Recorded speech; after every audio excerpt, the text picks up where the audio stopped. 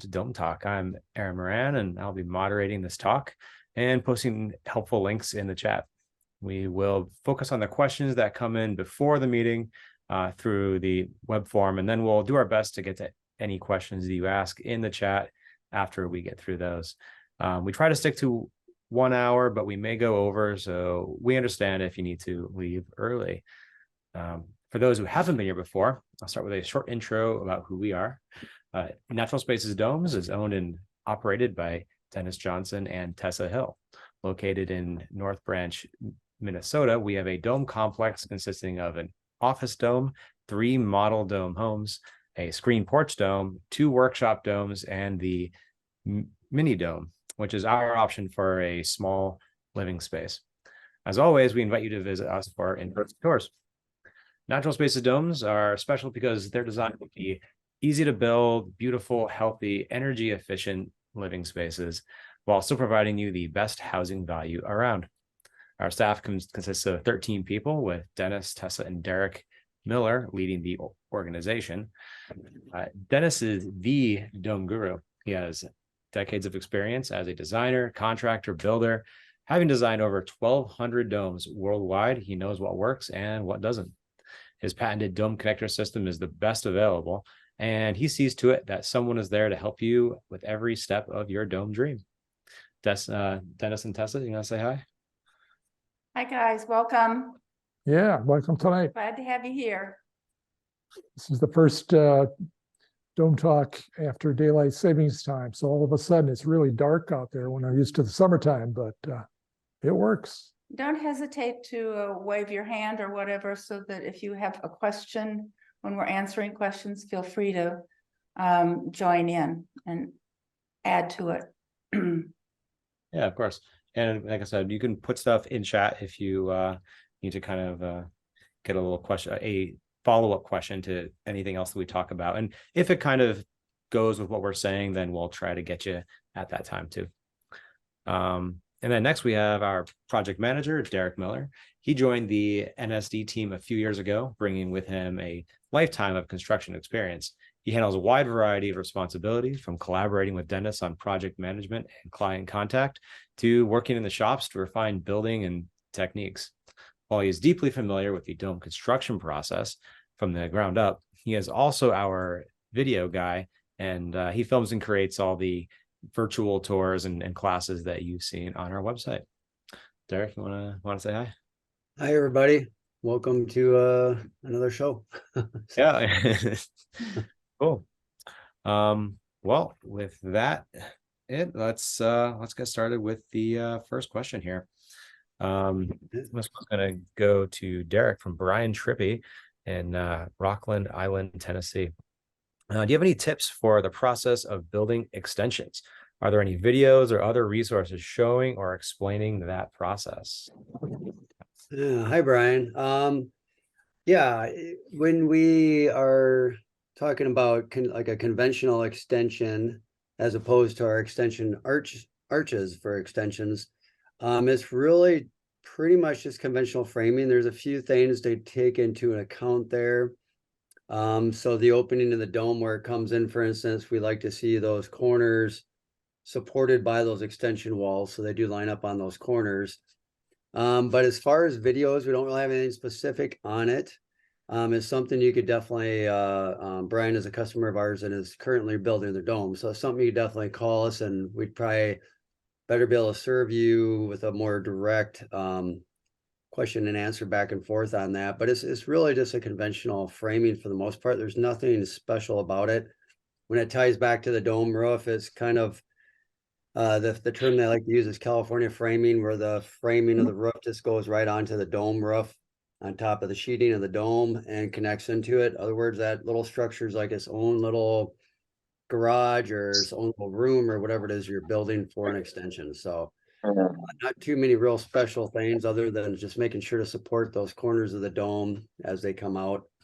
You got anything you want to add to that, Dennis? You might have another particular detail on that one, but. Well, with what Brian's doing, he's got a 2-story extension, and what he has to do is build the main floor walls on that extension so that when he puts his 2x12 joists on top of that, they line up with the inside space. In the process of walking from the dome into the two-story extension, you need to have the strut of the opening buried in the floor system. It's hidden in the floor system, I should say, not buried, but it goes across, makes the connection, and it's buried there.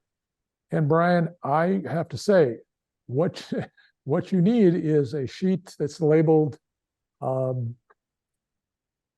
E3-1.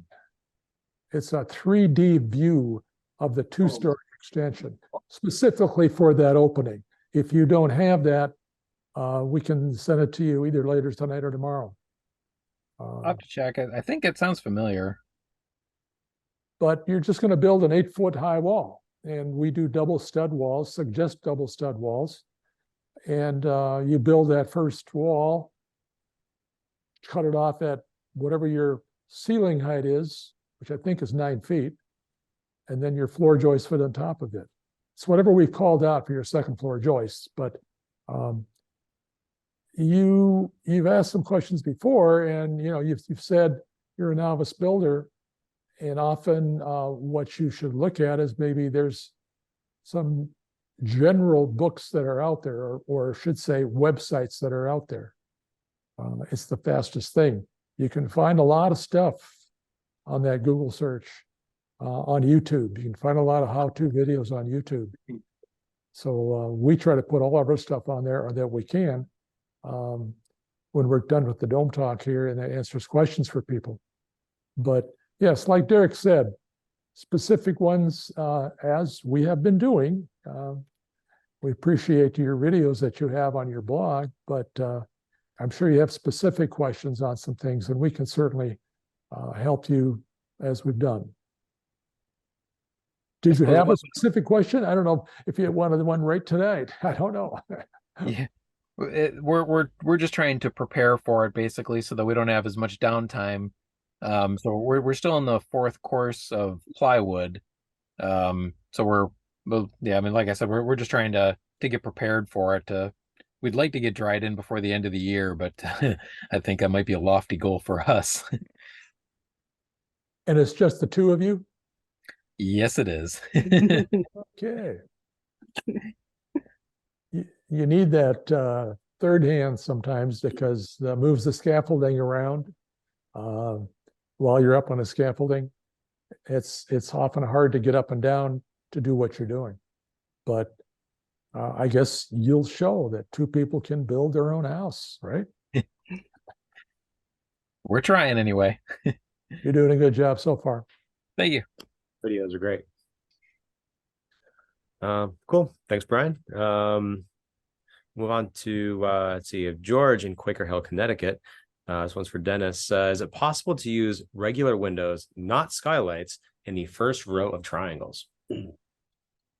It is possible, but we took some pictures this evening here, to show you a window that we have in a triangle in the office.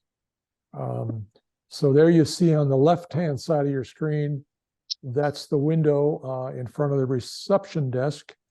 And this is a high-profile dome, 36-foot high-profile dome. It's got a little drip edge over it. But now you notice the window, when it's open, that can rain right in the window. So we've never really changed this. I guess when it rains out, we close the window, that's for sure. You need an overhang on that window. Conventional windows are not designed to be put into a roof. They need to be mounted vertically only.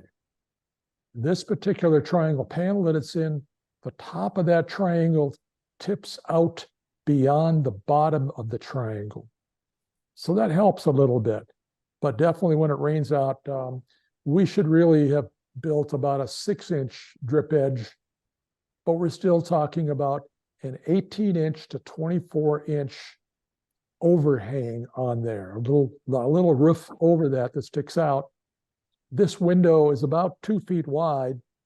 So if you wanted to open it in the rain, you would need a 2-foot overhang to open it wide enough so the rain didn't come in, assuming it wasn't windy. But I will say that you really shouldn't be putting conventional windows in the first row. But there are cases where the bathroom, the kitchen, so many odd things that so many places that you could use it. We're showing you this window, and it's a 24-inch wide by 32 inches high. It has a limitation. You can only fit a certain size rectangle into that triangle.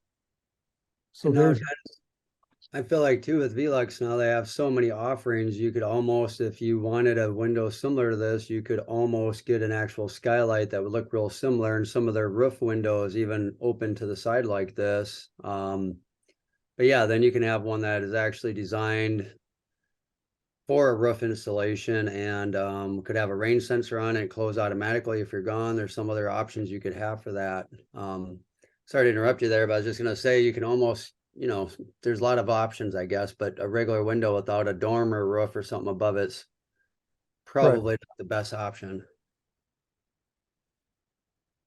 yeah, and really, we've seen a couple of domes that had conventional windows. I happen to know one in Duluth that was Anderson Windows.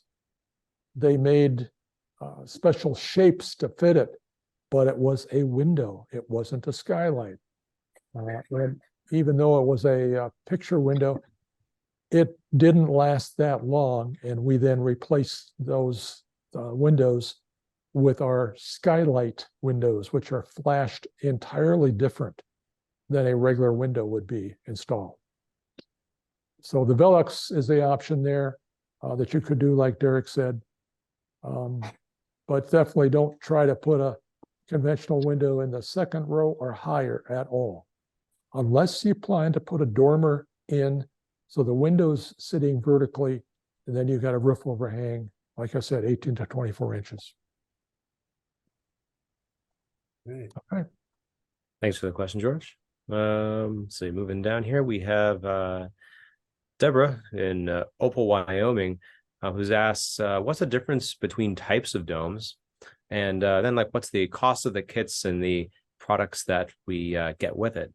I think there's a couple of people that are looking at cost too. So this question should be pretty useful for a few people here. Yeah, as I said, it's a good opportunity to combine. We got a handful of customers whose questions we can probably answer with this, with the answer here. But are you on, Deborah, right now? Did you want to specify what you meant with different types of domes? Did you mean like a monolithic dome versus What I was curious about mostly was I was looking on there is high profile, low profile, and I just I'm not quite understanding like what the difference is, and Sure. also what, like, if I just have to get the exterior kit or what all of your kits we'd have to get to actually build it. Okay, yeah, no, that's a good question. And we usually get this question every once in a while, and it's a tough one to answer quickly, but really what it comes down to, like the low profile, high profile, and all the different frequencies and everything, typically are dictated by the size you're looking for and your needs. So as an example, high profile and a low profile in the 3-frequency dome, the high profile gives you more upstairs space. So if you felt you needed more bedrooms, let's say you had you needed a 4-bedroom house or something, that might be a good option to get you more upstairs space on your second floor, just because it's a little bit higher. So that would be one of the profile things, just real quickly, is dictating, do you need more space upstairs or do you not? And it kind of depends on the frequency. So Dennis tries to keep the longest edge length on any of these domes at 9 feet or less. So it starts out as a 2-frequency, which is how many triangles compose a dome. And once it gets to a certain size, then we subdivide it into more smaller triangles so we can go bigger. And we continue to do that all the way up through 5 and 6 frequencies. So every even frequency, there's a mid profile or a low version of that. And every odd frequency, there's a high and a low until you get to the 5 anyway, then it's just the low. But But it really just kind of depends. So once you know your square footage, that will kind of tell you what size dome you need, and that kind of will tell you the frequency. And then from there, you can figure out a profile. I probably didn't clarify it too much, but but that's the real quick gist of it. And then as far as what you need to buy, again, Dennis offers, you can just get the hardware kits, which means you provide your own lumber, you cut your own pieces, you put it all together. Probably 95% of our customers go with at least the kit, which includes the plywood panels for the outside pre-cut. All the strut material, which is kind of the framing material for the dome, is all part of the package. But really it's partitioned off. Everything's on the website, but it could be a little overwhelming initially when you look, because there's just everything's on there. Everything that we offer is on there and has a price. So you can kind of research it. But for instance, roofing materials is something we offer sometimes, and sometimes people do their own thing. So, you know, cabinetry, bath fixtures, stuff like that, typically we do not provide, and people buy that locally. So here Aaron just put up like the construction cost guide that's just to give you a ballpark price, but really most of your decisions are going to start once you understand how large of a home or how small of a home you need. And most people say domes feel larger per square foot than a conventional house. So if you're in a conventional house and you say 1,500 square feet fits my needs perfectly, you might be able to get by even with a smaller than 1,500 square foot dome and still feel you have as much room or even more. But anyway, that kind of would give you a starting point, and then you can look at the different dome kits available, and they're usually the model number kind of corresponds with the square footage on the main floor.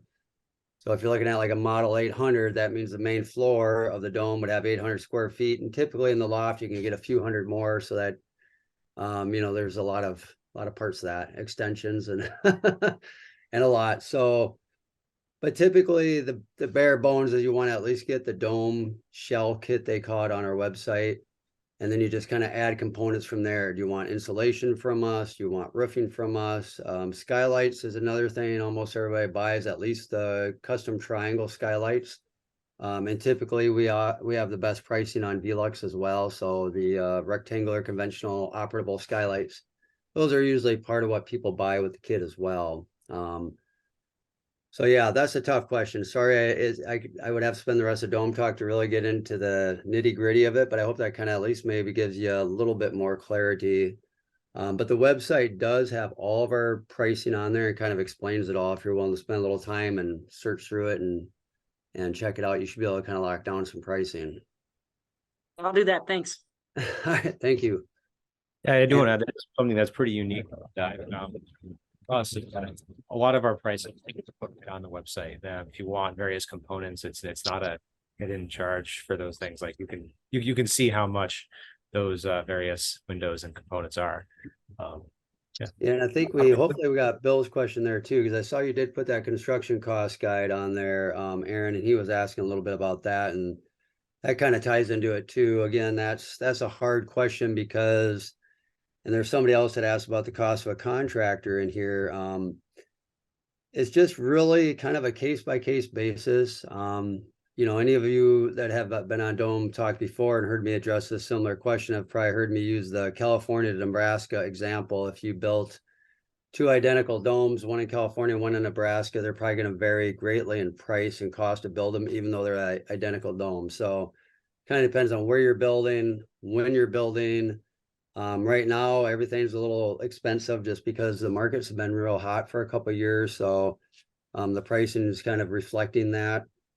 But, you know, our cost calculator that Aaron had up earlier is just a good ballpark number. And another way I tell people to kind of try to get a ballpark number is any custom home built, we're probably going to be about the same cost, plus or minus, you know, maybe 10%. So if you kind of think of the going rate for a custom home, you know, we're basically going to be right in that ballpark because we're going to obviously be a custom home as well. Some parts of the dome are less expensive. We use fewer materials than a conventional house. That offsets some costs. And then some of it's a little more expensive, like the custom triangular skylights are a little more expensive than maybe just a conventional standard window in a house. So when it's all said and done, it's about the same as a conventional, or I mean, a custom conventional house. If that helps. So I think I got maybe 4 people with that, Aaron. I don't know. There's a few that were kind of on that one. So, and How for many- those of you that were wondering about costs or dome types, since I just kind of lumped all those together, but if I missed your specific, you were wondering, please jump in and ask for clarification on that. But I hopefully kind of was able to get most of those, at least kind of some clarity on that. Well, I mean, while we're already on the cost sort of situation, do you want to address Theodore's question on availability of building contractors? Because I know that's a pretty hot topic right now, and especially on the cost front. Yeah, and that's another part of that. So this Friday, actually, Aaron and myself are going to a dome not far from us, about an hour and a half, and helping a contractor there put the dome itself up.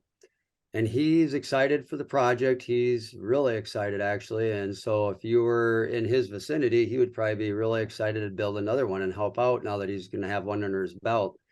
And a lot of areas are like that. There's a lot of contractors that love the idea of doing something different, want to learn new things. They want to kind of just do something that's not just a regular old stamped out, conventional home.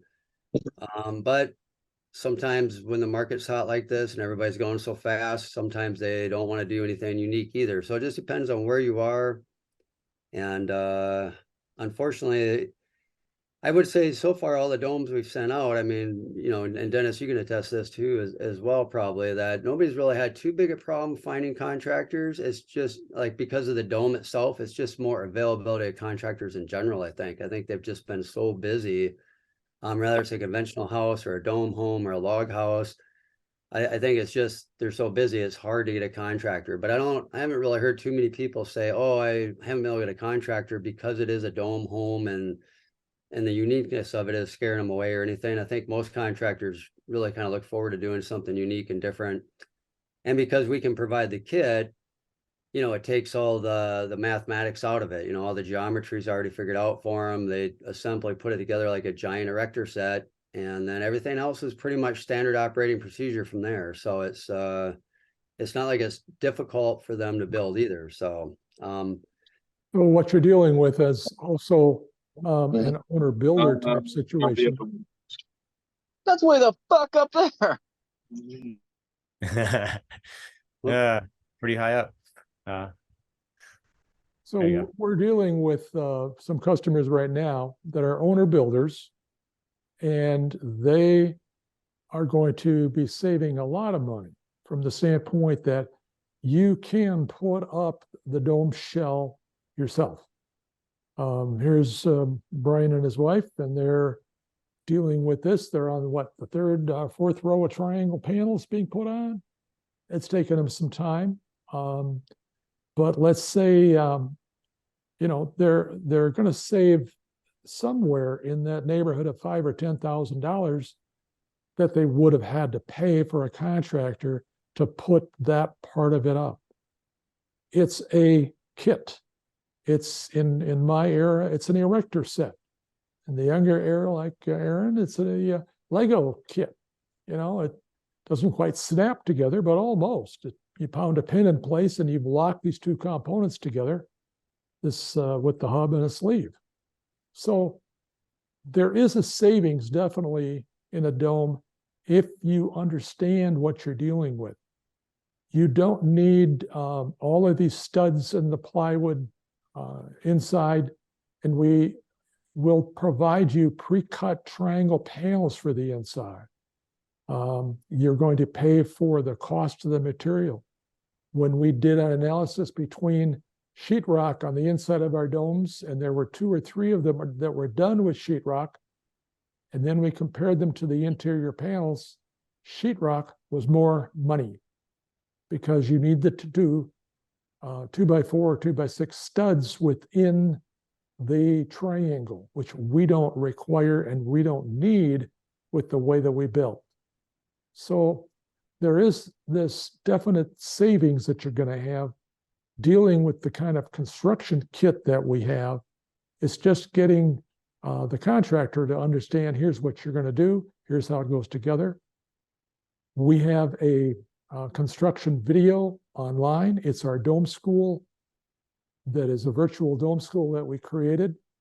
And anybody that buys a dome kit from us, it's free. It comes along with that kit. If you want to look at it beforehand, you can buy it for $195 online. It's 10 to 11 hours of the dome school.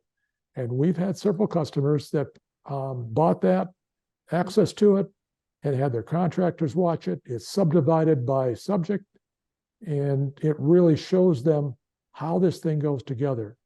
We also take calls from contractors. So we've seen some very high bids for various things. Concrete's very high these days. We have some alternatives to that.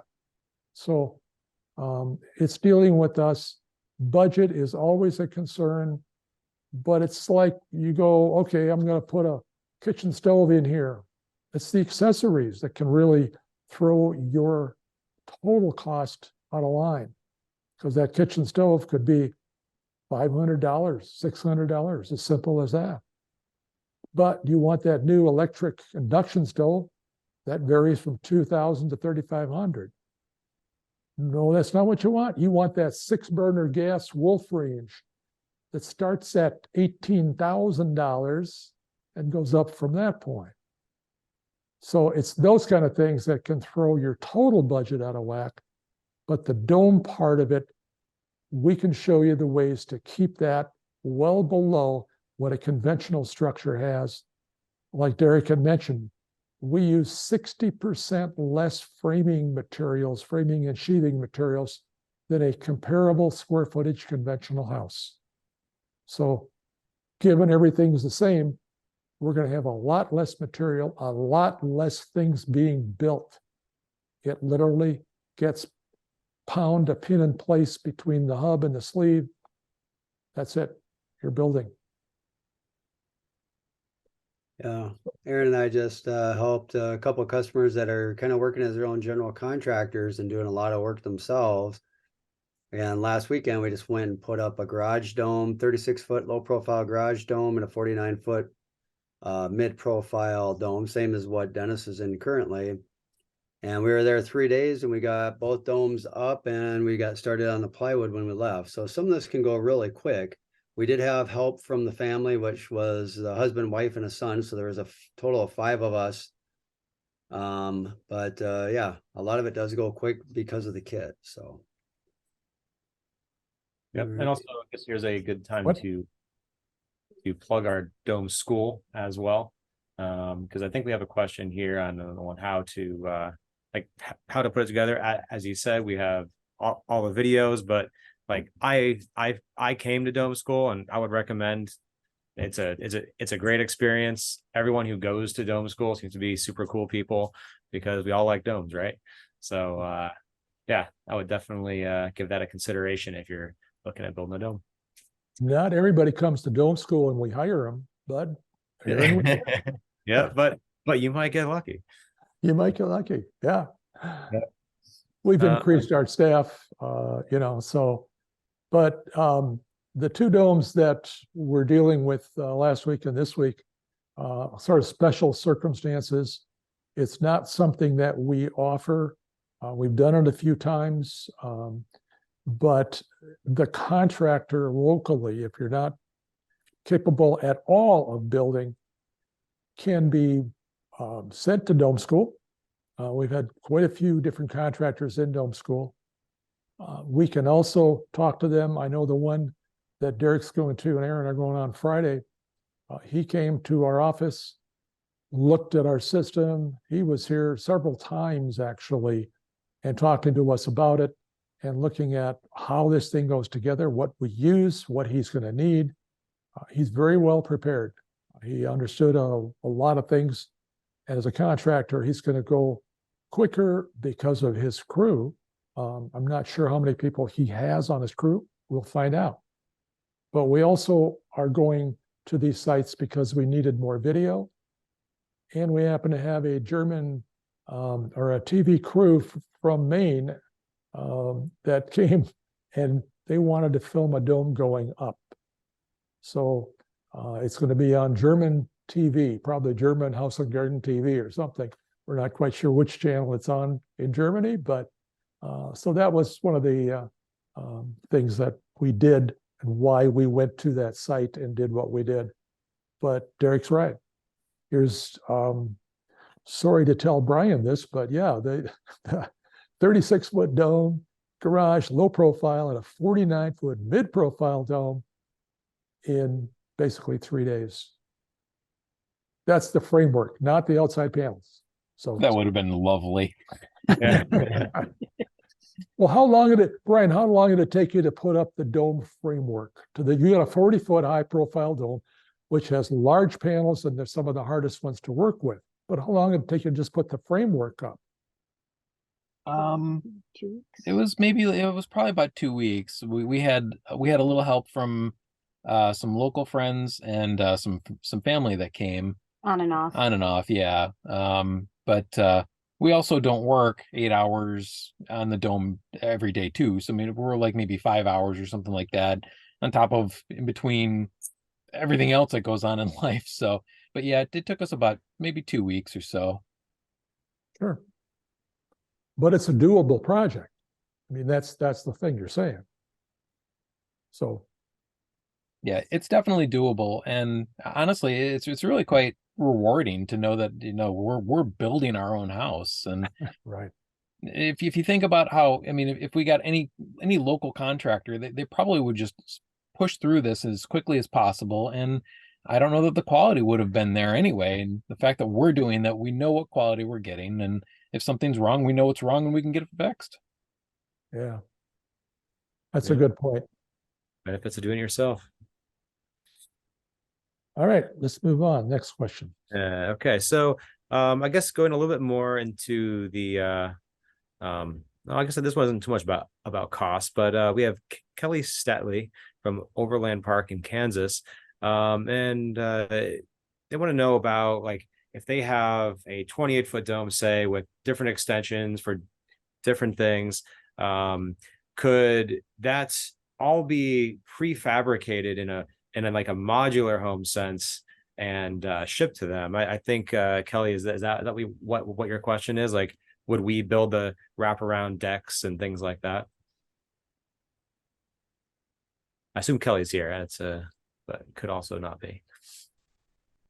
Okay, it looks like Well, not. really, the answer on that one is that we do the kit, we do the modular kit, we provide that anything related to the dome shell itself. That's the inside panels, insulation, skylights, windows, interior trim on the panels. When it gets to the extensions, we have some prefabricated arches, but if it's conventional straight vertical walls, which a lot of our extensions are, just from a usability standpoint, we don't prefab that.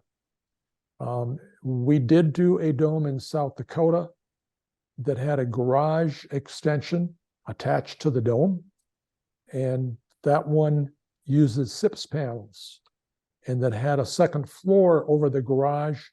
So the entire SIPS package was provided by a supplier in southern Minnesota, and it was shipped out to South Dakota. And we work with the SIPS panel people to provide that part of it. The upstairs part is like an A-frame, because basically it has somewhat of a riser wall going up above that floor level, and then just the roof line over it. But it went up fairly quickly. There are many domes of ours that have been built using Superior foundation walls. Superior walls is what they're called. I believe that's their name on their website, Superior Walls. They're primarily in the Midwest and East, and they have crews around the area. They build the foundation wall for the basement. That's what they're doing. There's one that's in the planning stages right now being built. I believe it's actually, the foundation's all built up in Massachusetts. There's regional companies that have a range of where they build. So some of the stuff we can lead you to other places that provide some modularity in building that. I know that part of the question that you asked was what's the cost? And you described a 28-foot diameter dome with these extensions and a 2-story extension and this and that. It comes down to, if you want a rough cost estimate, it comes down to square footage costing. How big is that going to be? You built a 28-foot diameter dome, but then you talked about 3 or 4 extensions. The 28-foot dome is a certain geometry, and we can only fit around that so many extensions. So, and going to 2-story, it doesn't work in a 28-foot diameter dome. I'll also bring up the fact that a 28-foot diameter dome is not one of our standard sizes. So to build that, we have to create some layout patterns and cutout patterns that we use in the shop. That adds between $1,000 and $1,500 to the cost. So going to a 29-foot diameter dome, which maybe you didn't know, these are standard sizes, 26-foot and 29-foot. If you do that, then you don't have this extra cost. And it's going to be more efficient usually in panel sizing and the use of the materials. But overall costs, like we had up before on the screen, go to our cost calculating guide, and that's available on our menu plan or our menu drop downs that we have on our website. So we'll work with you on, I know we're doing some, I'll call them custom arches for the dome that's being built west of St. Cloud, Minnesota on Friday, where we're building what we can in the shop for the framing arches for this special extension that's being built. It's unusual. We wanted to do it because we saw an opportunity to provide this particular kind of an extension. So we're trying it out on this dome. It's a window seat that at the end of the extension, this is the whole end of the extension is a window from the window seat to 7 feet high that you can sit at. Marvin Windows makes one, but it's just astronomical priced.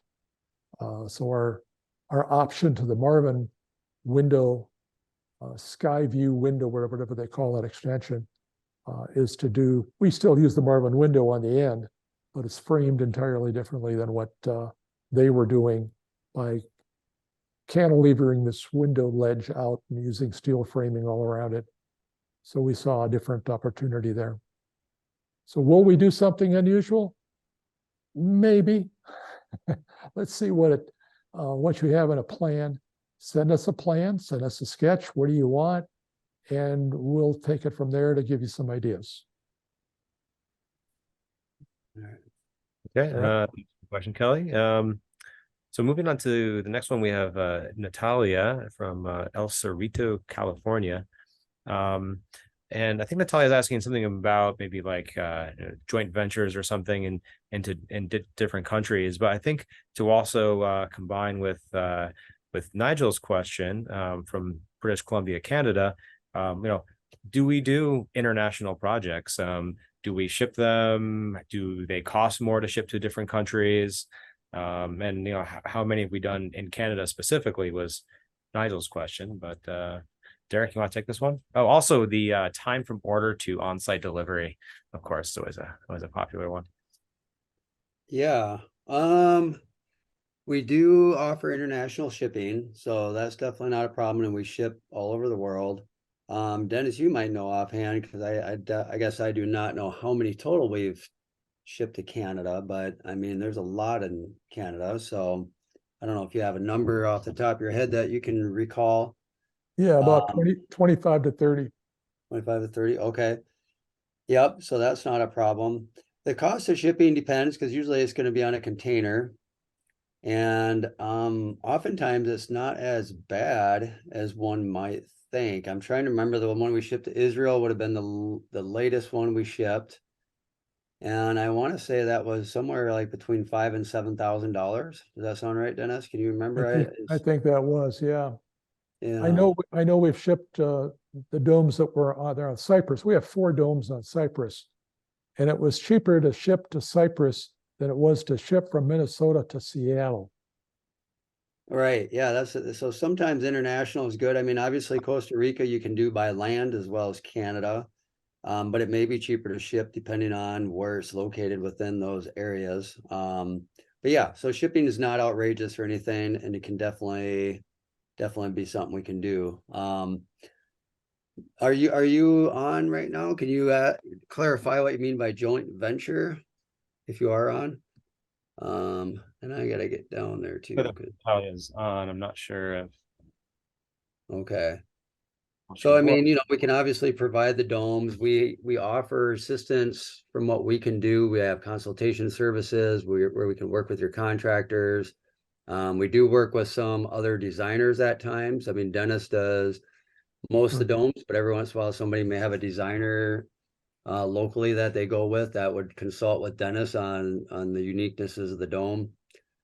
So we do offer services, to kind of help from the beginning all the way through the end of the project for the most part. In fact, I'm talking with a gentleman who's had a dome for about 20 years and he's doing some remodeling work and has questions. So we always try to be available to help through the process, but I'm not sure if you meant joint venture, collaborating on some kind of I'm not really sure what you mean, I guess. So, but other words, yep, no problem to ship to Canada or Costa Rica. Not a problem at all. So. I think we might have missed one question up above that about a smaller dome, but you know what? We can maybe combine it because I know Dennis had a question too on a mini dome and stuff. So that might be an opportunity to throw that in there, but I just didn't want to forget about it. Oh yeah. You're right. I did miss that one. Sorry about that. Oh, no problem. So we have a question here from Jan in Bowen Island, BC, in Canada, asking, since the struts are so deep, is the diameter of the dome measured on the inside or the outside of the dome? And do the 2 to 3 foot support walls need to be beveled for a single story dome? And also, are there operable like skylights that you can open skylight windows, and is it easy to install a passive or active vent? And lastly, is there anything to know if I plan to use in-floor heating with poured concrete or just engineering for weight? Dennis, you taking this one? Yeah, I guess I'm taking this one, or this multiple thing. What we've got is a consultation service. So in the very beginning, this may be what you're in need of to talk about the various things. In answer to your specific questions here, the diameter of the dome and the total square footage of a conventional house in a normal real estate transaction is measured to the outside walls of the house. So our dome diameter is the outside dome diameter. We used to do 10-meter domes and 13.5-meter domes and 8-meter domes. Our 10-meter dome was a 33-foot diameter dome. That was in the 70s. So now comes along and we want more insulation, thicker walls, opening up a little bit of the inside more. So we basically switched the 33 to a 36-foot diameter, got a little bit bigger with a thicker wall, 12 inches, 18 inches thick walls, but ended up with a bigger dome than the 33-foot diameter was with 2x8 walls. So that's a thing where you have to look at that inside usable space. When you are sending us a plan sketch, realize that you draw the inside space. That's what you're planning with. I've got one now. The customer sent, looking at a 33-foot dome, realizing the inside space would be like a 31-foot diameter dome. The support walls that we have relate to the geometry of the dome. We actually have a very efficient riser wall, they call it, the knee wall of the dome. And the angle of the dome is built into the riser wall. Yes, that on a mid-profile dome, it's flat. On a high-profile dome, we build below the equator. So then that wall is angled up to the inside. On a low profile, so then your line is going down from the outside edge, but you don't have to worry about it. You don't have to plan for it. You don't have to deal with it. It's built into our riser wall. The top of the riser wall is the first horizontal row of struts. There's no special beveled plates and double plates that you put in. Some of the dome companies had that where they built the riser wall flat with a 2x whatever on the top, 2x6, 2x8. Then they gave you a special beveled plate that was cut from a 4x10 or a 4x12 that they sliced at whatever angle they wanted. And then they gave you the first row of struts. We eliminated that way back in the late 70s, actually in the early 70s.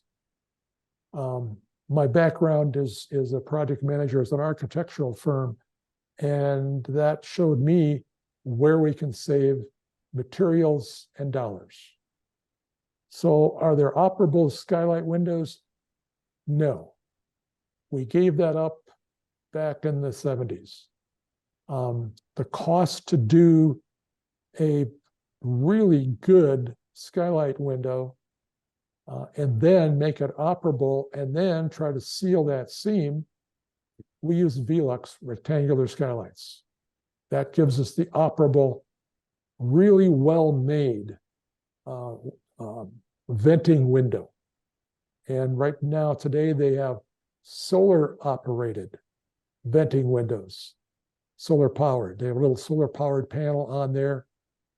Derek mentioned that before, where there's rain sensors that close automatically. It does not run out of battery power before they close the window. If it got to be that low, the window would close. That you might be without sun to charge the panels for a week or whatever. I don't know. But venting the dome, you talk about there's easy to install passive or active vents. The biggest thing missing for a lot of domes as they come back to us to say, how do I remodel my dome? I don't have your dome, I have somebody else's dome, Monterey, Cathedral Light, Timberline. And it's really hot up on the top of there. Well, I can't say we've never built one because some customers didn't put it in, but we have a venting skylight at the top of the dome, at least one or two Velux electric or crank operated, either one, or solar powered, for venting your dome. We have in this dome, there's a cupola up on top with two windows that are electrically controlled. They're way up above there. You can see the cupola up on top. Two of those windows, I can walk over to a switch on the wall over here, click it, and they'll open up. That's manual. I don't have a rain sensor on them. So I got to close them. But I also have a 2.5 foot overhang so that in a normal light rain, it's not going to rain in. I really haven't had a problem at all in 15 years here dealing with the windows. So if you don't have a cupola, and that's kind of an expensive option, we then deal with Velux windows. The electric ones or the solar ones are the same price. They run about $1,000 to $1,200, depending on what size you're putting in. Their normal window runs $500 to $700. So it's a little upcharge on that. So that, I think, can answer your questions related to venting the dome. You need upper venting on the dome. You must have upper venting on that dome. I don't care where the climate zone is, it's needed for anybody. We have radiant floor heating. This floor that we have is a concrete floor. We'll get out of the way of the camera. But what you're looking at here is a concrete floor with radiant floor heating. There's water tubes in there. They are running when it needs heat. Our heating bill in Minnesota, we've got 2,100 square feet on this floor, and the upstairs, which has really 2 bedrooms, a bath, and an office, totals 3,200 square feet. Our heating bill, our average heating bill in Minnesota, we're in between climate zone 6 and 7, is $530. That's the average for the last 10 years. That's October through, as we kind of kid, into June. It's actually into May, but sometimes it's cold the end of May, Memorial Day. So that's when it's on. Do we turn it down at night? No, we don't. Do we turn it down when we go anywhere? We don't turn it down. It's set at one temperature. You find a comfort level, set it at one temperature for all year, all that winter timeline. And then it's very comfortable. You're not cooling the slab down and then coming back and heating that slab up, because the slab is going to lose heat and then you need to warm it up again. It'll take more energy to heat that slab back up again than it would be as you just left it one temperature. So you don't do anything. You walk away. I mean, you go to this, you go out for a week. There's no reason to really turn that down. If your average wintertime where we are is a little over $500 for heating, a smaller dome, you're talking $200, $300, $400. This is your range of temperature, our range of cost for heating a dome in a cold climate zone. Air conditioning costs, the same difference. We built a dome in North Carolina on the beach. Again, it was extremely easy to air condition because it was built to the standards that we have for the northern climate with thick insulation. So this is where we're going with that. When we talk to you about it, what kind of insulation level do you want? We're suggesting something above the code. The code now requires an R60 insulation and all the way down into the climate zone 3. Then it drops to 49. The tip of Florida and the very southern coast is maybe an R39. But those have been raised. We've stayed ahead of the curve on this. So if you want to do one of our domes, and it's in the cold climate zone, we're going to talk about not an R60, which is code at minimum, which is the worst house you can build. We're going to talk about R70, R72, R75, even at R80. It's an easy process for us because we take our wall and our insulation and make a thicker wall. The outside wall stays the same. We just make a thicker wall, put more insulation in. That's the cheap additive. We don't charge you any more for this thick wall. So I think that's the long answer to your question on heating and ventilating. We have lower windows here that I didn't have the computer turned around, but basically right here in the riser wall, as you can see, there are these windows on the lower level here, right along here. These are triple pane windows in that riser wall. That's our view down to the hillside. We're about 30 feet above a small little river or creek, really, and that's part of our view. But it's also our ventilation system. So we open those windows. Derek can talk to you about ventilation. He's got his office in the upper floor of our office dome. If he's too warm, we just say, open your window. And if there's another window open, it's like it's already almost too cold from the standpoint. You can control this thing with natural ventilation in the dome. The warm air rises to the top, not in radiant floor heated, is what I'm going to tell you. It's not hot up there and 65 down here. It's 71 degrees here. We just had the camera crew, the German camera crew here, and they noticed the temperature up in the second floor was literally 71 degrees. And we walked down here and the temperature here was set for 71 degrees. It's a phenomenon of the dome. There's a natural airflow in this dome, natural air circulation. And in the summertime, we open the upstairs window and a downstairs window here, and you now have the cool air from the outside that we normally have not all the time, but you normally have it in the evening. And it flushes the house out of any hot air that the sun buildup might have created some warmth that we don't want in the summertime. So it gets flushed out. It gets controlled by this ventilation system that the dome has. Natural ventilation. I think I answered all the questions there. I think Yeah. you got them all, yeah. Okay, cool. Jan, thanks so much for the questions. Let's see, do a little change of pace here. Go to William Brennan's question. He's asking, what is the best solution to repair screw holes in natural spaces, triangular windows, when the screw turns and does not tighten due to getting moisture in the screw joint? Remove the screw and fill the hole with silicone caulk and then push it in, and then see if it'll clamp, ? Yeah, I don't know if Derek or Dennis, I don't know if Derek, you want to take it, give Sure. Yeah, there's some basic maintenance on the skylights that need to be performed. So I assume what he's saying is he went to tighten the screw and it would no longer tighten. And that's usually a sign that means the wood that the screw is in has been compromised by moisture and has gotten soft, and now the screw won't hold onto the fibers of the wood. So there's probably water intrusion somewhere.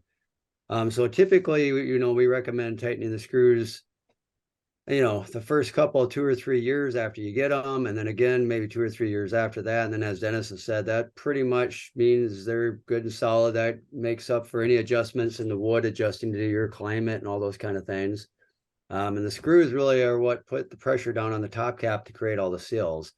So if you're not able to tighten the screws for some reason, something happened there that allowed moisture to possibly get into the wood, it's really not a repairable thing with the screw hole itself. If you put the caulking in there, sure, that'll hold the screw tighter, or you could just simply caulk up that screw hole, not to let water get into that hole, but then you don't have the pressure going down on the tape sealant, as is what it's called, that provides the gasket.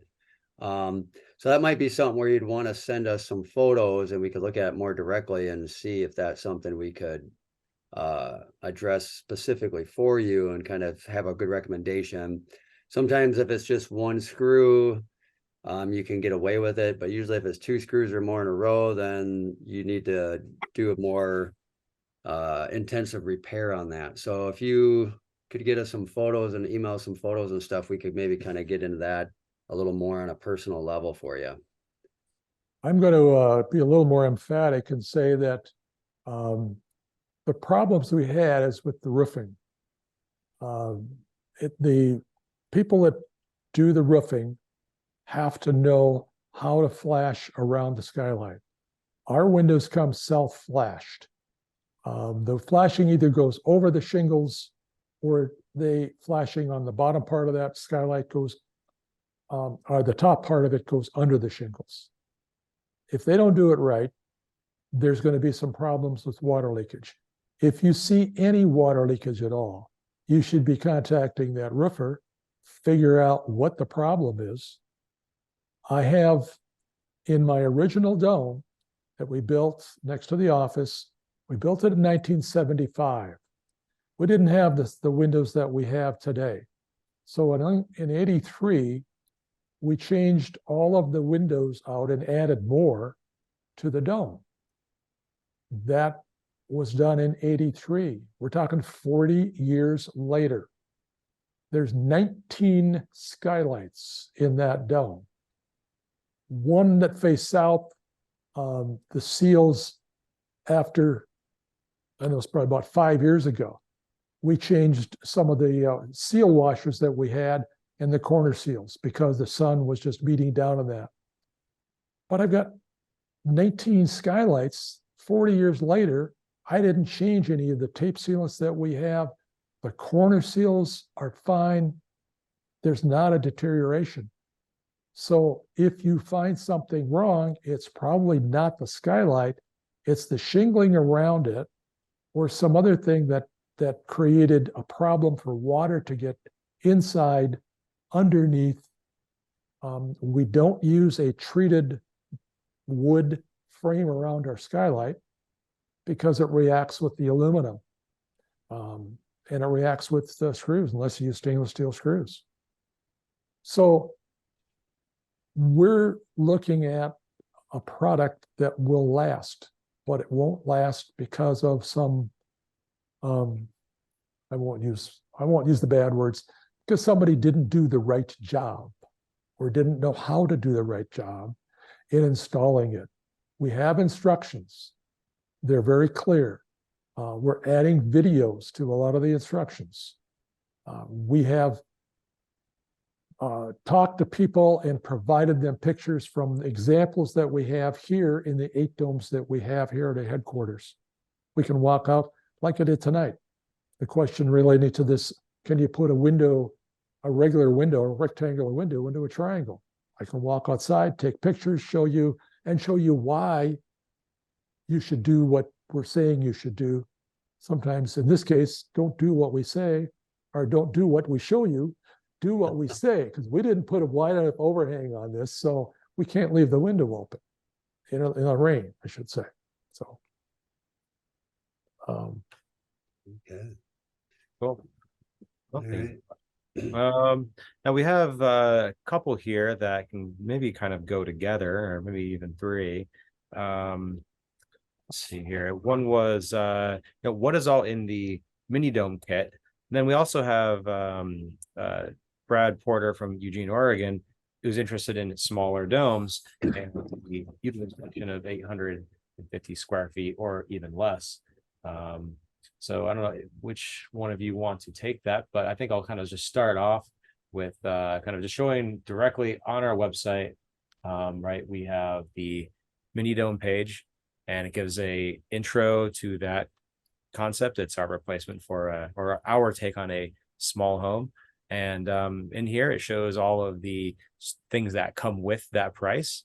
And then also we try to estimate, as best we can, as they've said, things cost different prices depending on where you are, but other things that you might need to actually build a home, right? Because we don't do the plumbing for you. So this is just a rough estimate of what that might cost. And also, I think I'll like to mention that the layout we have in our mini dome isn't necessarily the layout that you have to have either. So with that said, anyone else want to take it away? Right. How about I jump into the 800 or less square foot, Dennis, and let you take the mini Sure. dome part of that? Does that work? sure. So, and there was another question I think somebody had as well that they saw on our website, a red colored dome that they refer to as potentially like a shed or something, which I think is an England dome too, Dennis. So maybe when you're talking the mini dome, you might be able to throw that in too, but Yep. But yeah, domes under 800 square feet are no problem for us. We usually recommend a good small size on the lower end of it is about 18-foot diameter, because you still seem to be able to do a lot. And we built a couple in Michigan at a state park last, maybe it's been 2 years ago now. And they allow you to do quite a bit of stuff. So you could add that onto your dome for like a bedroom, for instance, or if you just had a tiny home type of setup for just a rental, or like in the park is just a little tiny cabin. But the 800 square foot dome is a pretty good size. In fact, we have one in Missouri where the customer had their entire house on the main floor of the 800 square foot home. It was all open, and you could essentially walk in a circle around the whole dome. And the bathroom was located in the center, which had a ceiling above it, but it didn't go all the way up to the roof. So it's still open throughout the whole entire dome. And it was a bedroom, bathroom, real large closet in there, nice kitchen, dining area, living area, laundry facility, entry. It was a real nice dome. And, that was 800 square feet. Like I said, a dome gives you the feeling that it's a little bit larger than it is, or what you're used to when you compare it to a conventional house. So 800 square feet may even feel like 900 square feet or even close to 1,000, depending on the layout of a conventional house. So yeah, small domes are definitely a good option, and we provide kits for those. Our standard kits kind of start at 26 feet, which are 500 square feet. And then, of course, there's the mini dome, which Dennis can kind of tell you a little bit more about, but that's become a very popular option lately for the smaller size domes. So I'll let you kind of jump in there, Dennis, for the mini dome. Would be classified as a tiny house. They kind of use 400 square feet as the main floor area. And then if you're in the tiny house market or have seen some advertisements or magazines showing tiny houses, it's usually a house on wheels. That's been very popular to talk about those as being a tiny house. Our domes are not on wheels. Our domes need to have a foundation. Slab on grade is usually what we do. So you're dealing with a concrete floor that's insulated below it. It may not at that size require or need heating in the floor. You can do radiant floor or a radiant baseboard. You can do a mini split would be all you need in some climate zones. The tiny house that we have, you walk up stairs. Our model has, I think the stairs are about 32 inches wide, but the reality is we've done many mini domes with standard 3-foot wide stairs, which is what the code wants to see. That's very possible. Our upstairs bedroom, when you get upstairs, has 7.5-foot high ceilings at the outside edge and a little over 8 feet in the center. We have a queen size bed up there. It's open over the kitchen, open over the living room. If you wanted to close off the kitchen, you'd have more space. Could be a secondary bedroom, or it could be a nursery, depending on a lot of things. From a cabin standpoint, you can have, from that standpoint, a sleeping area. The idea of the tiny house is trying to get all of your stuff into that tiny house. So yeah, generally what we suggest is don't build storage into your house for things that don't need heating or cooling. Add on to your garage. Have a 1-stall garage, make it a 1.5 stall. Add storage space that way. Don't go out and rent the storage facility for some of your stuff. Just build your own added on garage. We've got this small domes that we do that we really haven't featured a lot on our website. You'll see the large ones and you see our house here. I could fit in a small dome like the mini dome. All my stuff couldn't fit. Talk to my wife. I got a lot of stuff. I carry a lot of baggage, you know, my collections that I have. Will I downsize? Yeah, at some point we'll downsize. What am I going to do with this house? We have a lot of different ideas. We have a complex of domes here. This could serve as a nice senior housing center and have the nurses station over in one of the domes. So, you know, it's what you want to do. The small house, the small mini dome, completed from a cost standpoint, you're going to have 70, 80, 90,000 in materials, depending on how you do it. How much contracting do you have for that? Will depend on what the final cost is. Can you do it for 125, 150,000? Yes, you could. We have 6 mini domes from northern Alberta, Canada, down to Taos, New Mexico, or actually Phoenix. So hot climate, cold climate, they'll work. If you look on our website, you'll see that's this huge wall of windows that faces your view or faces south, whatever you want it for. That's part of the feature that we have. There still are a couple triangle or trapezoid windows. The ventilation is provided by the upper floor windows, which are normal windows in this vertical 2-story wall. So when you look at it, you'll see on our website, it's gotten good reviews from the standpoint of people living in it, but it's also attracted a lot of attention here on the property with the prototype that we do have. So that's the small dome question. Was with the question about the like a shed, and I'm kind of curious if the one they're thinking of is this one that's on our website somewhere. That's the one. That's the only red one we have. Yeah. So this is a 1 frequency dome, right? That's a 2 frequency dome. It's an 18-foot diameter dome. It was built in the middle of 26-acre sculpture garden in, is it Chichester?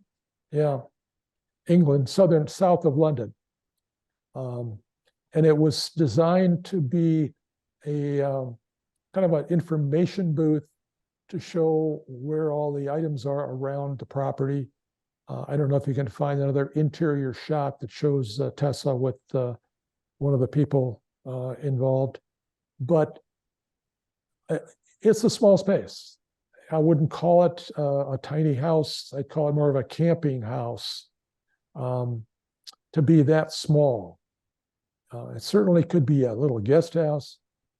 Early on, in the 70s, we built a dome in a suburb of Minneapolis. The small dome was a 33-foot diameter dome with a full basement and a garage. Actually, the garage was half the basement. So it's a drive-in garage. But the small dome was an icosahedron that totaled about 125, 150 square feet. That was attached with a hallway, and that was their son's bedroom.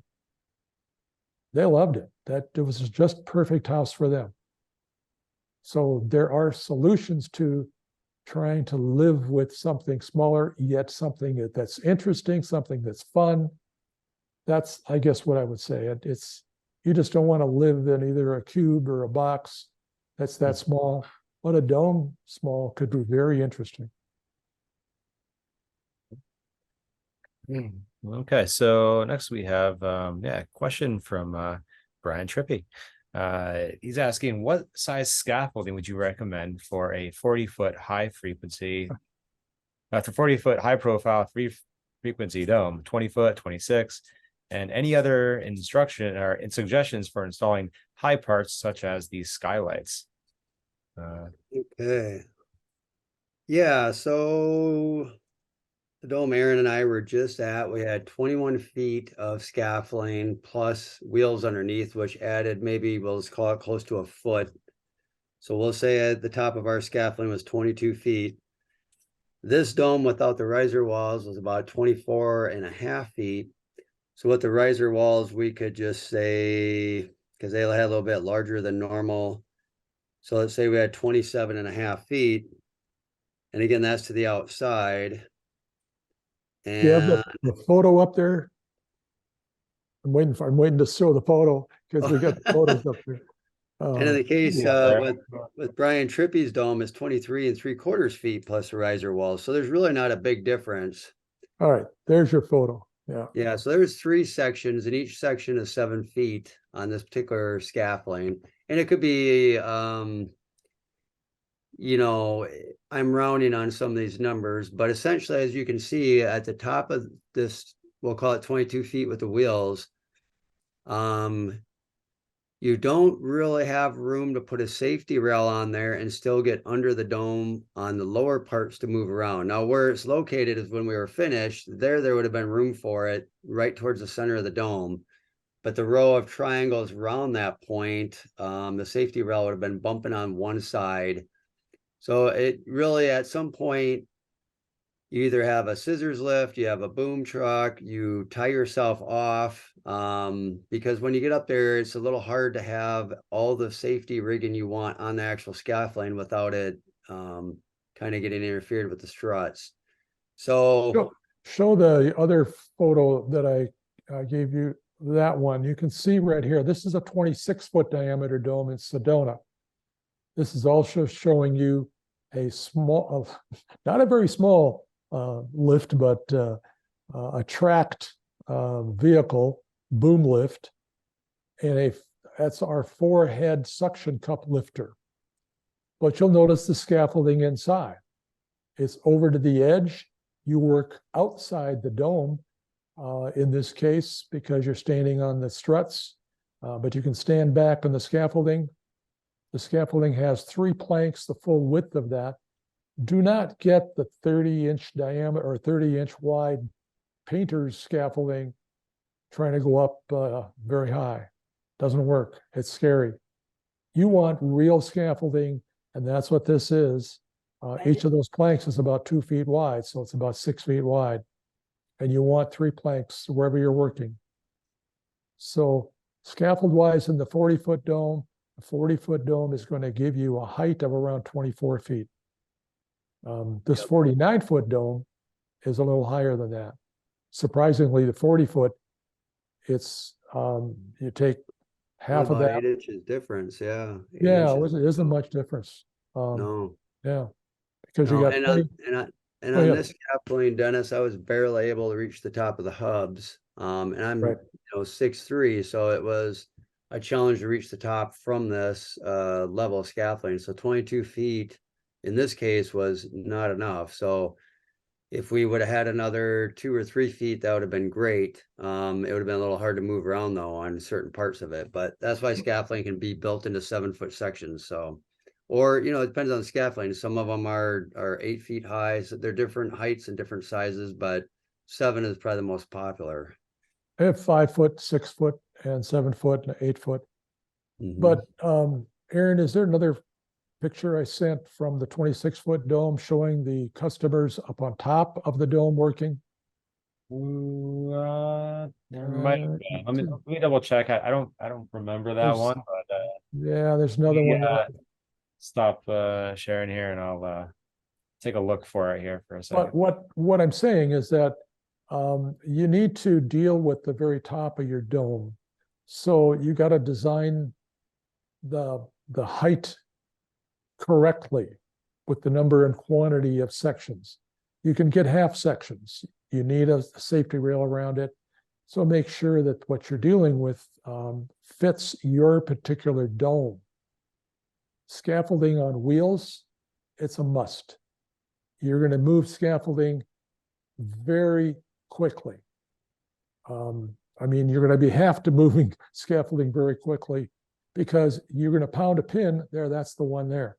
They're putting the top pentagon on that 26-foot dome, standing right there on scaffolding. You can see some of the posts stick out of the opening on the left-hand side.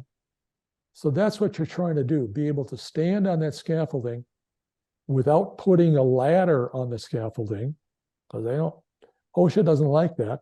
Now, they don't have a safety rail on here.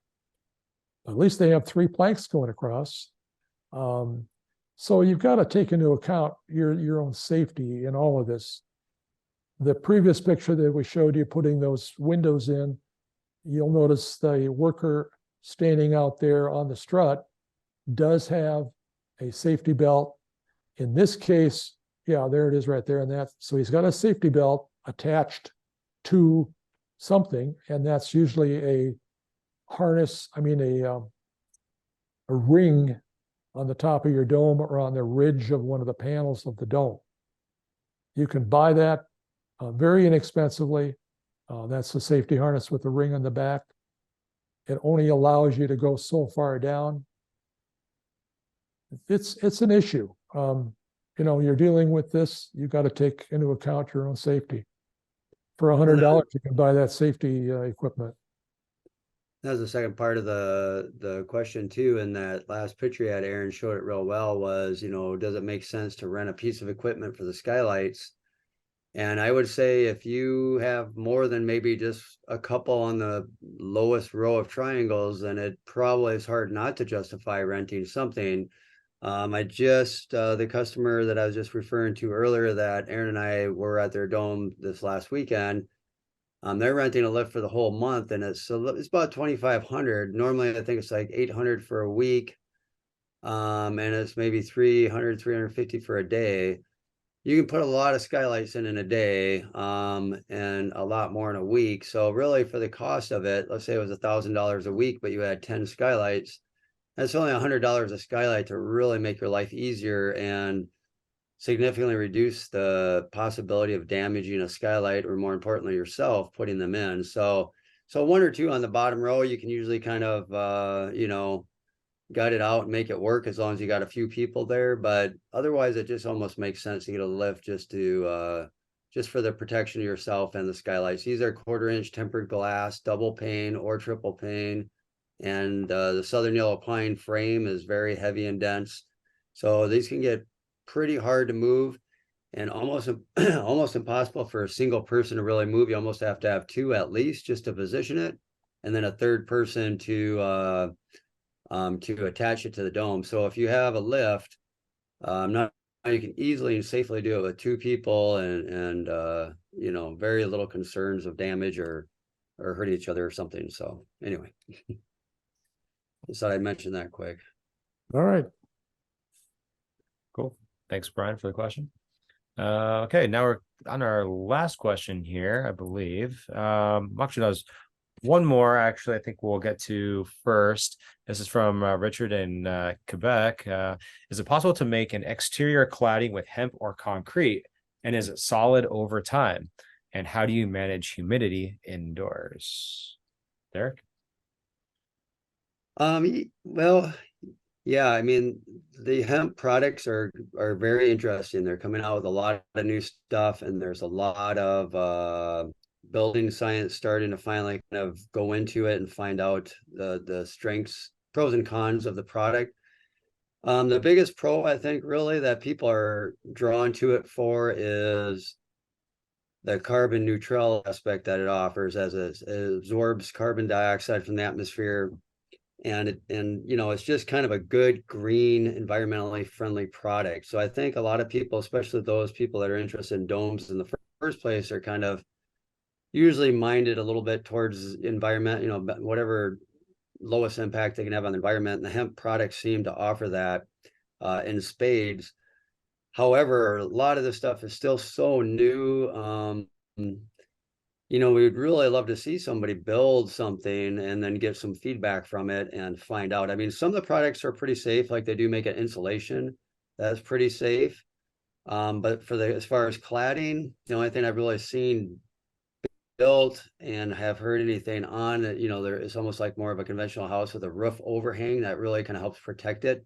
In the case of a dome, you know, you still probably want some kind of roofing over the material, and then you're going to want the material as insulation instead of maybe structural. So I guess, you know, it's really hard for us to recommend it or have much feedback on it regarding domes, because it just hasn't really been done and it's a new enough product. Typically, we like to refer or recommend products that have a good, solid track record, have been around for a long time, have, you know, been remodeled 30 years later and have proven that they're still doing what they're supposed to do and they're not causing problems. We always like to stay on the cutting edge of building technology, of course, but hemp just is kind of new and it looks promising. And if you're doing, like, you know, vertical walls that could be replaced, you can replace cinder blocks with hempcrete. It looks like a great option. But yeah, I don't know. What do you think, Dennis? You got anything to add to that as far as how that might translate to domes at this point in time anyway? No, I really think it's a product that has a lot of potential. Cost-wise, you can make your own. There's classes in that. There's a lot of video on that. So research that online. You can slip form the stuff that is, you know, build a outside panel and inside panel and fill it with material, or fill it with hempcrete material. But I know in watching one of the videos that I did see, you'd have a cold joint because you can only put so much in there before it has to cure and dry. And then you go to put something else on top of it, that's called a cold joint. So there's all these things that have to get worked out before this is a building material that could be used as a roofing material. It really, I don't see it that way. I don't see it being a roofing material. So for a conventional wall, where the outside wall is a flat vertical wall with windows in it, in the extensions or even the extension walls themselves, you still need a structure. You're not going to find hempcrete as a structural material. So you build what could be a timber frame addition that supports the roof and has the wall corners in it and is structurally stable. And then the infill is hempcrete. So that's, I think, the first thing you're going to see with that is that kind of material usage as an infill material to a vertical wall. Okay. Yeah, and I think they do have some structural blocks now they're working with, but I mean, that's just it. Every time we see a hempcrete question, there's kind of some new products out there. Yeah. You know, so it's coming on the scene pretty fast and furious, and it's just kind of waiting to see some real projects get built and then giving them a year or 2 or 3 of, you know, enduring the weather and seeing how they perform and getting some good feedback. And you know, Dennis and I really kind of prescribe to a buildingscience.com website that, you know, we really have confidence those guys are a good authority on this stuff. And I'm waiting to see them do some articles on it and you kind of say, because they usually will build whole structures even and test them under all these different various things and kind of give the feedback on it. And I haven't really seen anything there yet anyway to kind of just see some results of all these new products. So, but they're all, you know, within the last 2 or 3 years, they've really kind of come onto the scene, and a lot of companies are trying to jump on to the bandwagon. And so there's just a lot of brand new products out. So it's just kind of get some time behind them and see what they do. All right, we've reached an hour and a half, but there's one question that I wanted to make sure we hit on, one that that Dan Bentley wanted to find out about. So just pull up that video of that plan that we copied. Let's see here. You can read his question while you're pulling up the plan if you want. Huh? Yeah, well, it takes with eyes to do both here, but I'll read it for you here real quick. okay, that'll work. So you made that up. I had switched to something else because I realized we had also missed a quick question on lending because we jumped around a lot more this week than we usually do. So I might hear backtracking. Do we want to hit the lending one quick? I'll hit the lending one real quick. You find that the picture with the plan. Put that up while I'm talking. Basically, the question has, are there lenders out there that we have a list of lenders? Yes, we have a list of lenders of some mortgage companies that have loaned on domes. I've been talking about it for months here. We are just about to launch our most recent survey of dome owners to the list that we have. And the master list that we have of dome owners is 2,500 on our list. So that letter will be sent out. The main question is, who is your mortgage lender and who's your insurance broker or your insurance company, insurance broker?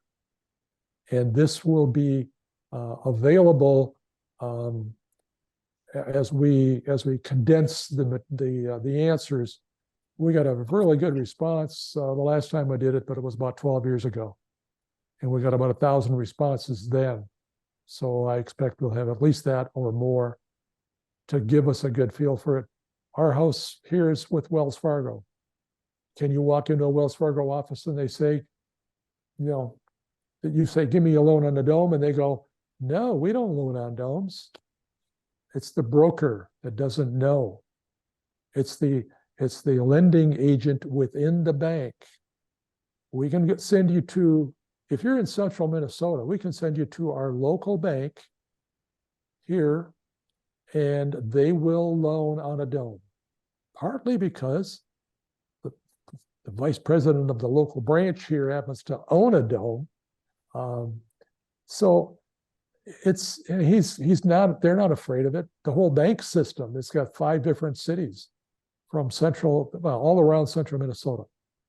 So we have a list of the domes maybe in your area, and we don't give out, this information is really private information from the standpoint, but some people have given us permission to give their phone number or an email address out to talk to.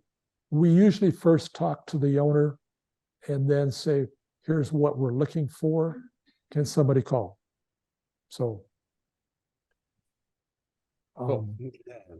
Okay, and then Dan, from New York's question, as Aaron's working on that, is layout of plan on slab, location of features, does plumbing, electrical, and architectural, system of measurements, datums, center point, angle, radius, are all, let's see, are all there usually any specific reinforcements required in a slab for load bearing, second floor walls, garage floors?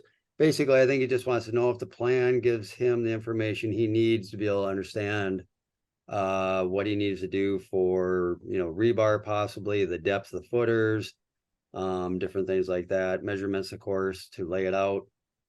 So I wanted him to see this just because his plan is coming up in our queue very shortly. And this is a plan for somebody else that we did in Michigan. That's a 45-foot diameter, low profile dome on the right with a crawl space with a garage slab at the same level as the house on the left. That's a 36-foot diameter with a garage door going out of it. So this is what you get when you get these plans from us. The upper left, upper right-hand corner is a listing of various sizes of footings that would be required. So that's a legend. It lists all the different sizes that my engineer has usually provided me with. So that's indicated on the plan. You notice these square lines around the black column, I'll call it. It's a 6x6. And there's a beam going across. Yep, it's all there. You want the radius? It's exactly there. It's called out. It's to the outside of the wall. This wall, I believe, is going to be, I'm pretty sure this is an ICF wall on the house. The garage slab is a thickened edge. So all of this has some references. There's a lot of detail sheets that you get with our plans specific to what you're doing, specific to your site. So this answers his questions, I think. And he will have something like this in the form that we do for his plans. Okay. I think that's All I think right. that's all the questions. Did I manage to miss any more here I'm not sure. or There were a couple of questions that were sent in, but they will be answered directly from us. So if you're here and you had a question and you know you sent it in, I think there are two different ones. They were really involved, heavily involved, and would take us probably the whole entire hour and a half just to answer the questions. So that's where we do a consultation basis and the detail. We have a construction manual that covers a lot of the questions. We have YouTube videos that you can watch. Go and see the YouTube videos on our YouTube channel. So a lot of your questions get answered as you go along. And the construction manual is available to buy before. It's $250 cost, but when you buy a dome from us, that's credited, as is that virtual dome school for $195. Those are credited against your dome purchase from us. So you can get this information right now by doing that, and answers the questions that I think the detailed questions that you might have. So So I think that does it for this month's Dome Talk. I think because of the holiday, it was about last Tuesday of the month, but we're doing this Wednesday this month, and I think the next one is January 9th. for next Dome Talk. And of course, all these videos get posted to our YouTube channel. So if you want to listen again or show anyone, it'll all be there. You're a little bit garbled on that one, and part of your intro to that was that we are taking a break during the Thanksgiving and Christmas holidays. And then, as you said, it's January, which now? January what? The January 9th, I believe, is what it 9th, is. January 9th is the next Dome Zoom talk. Yeah, okay, okay, good, good. All right.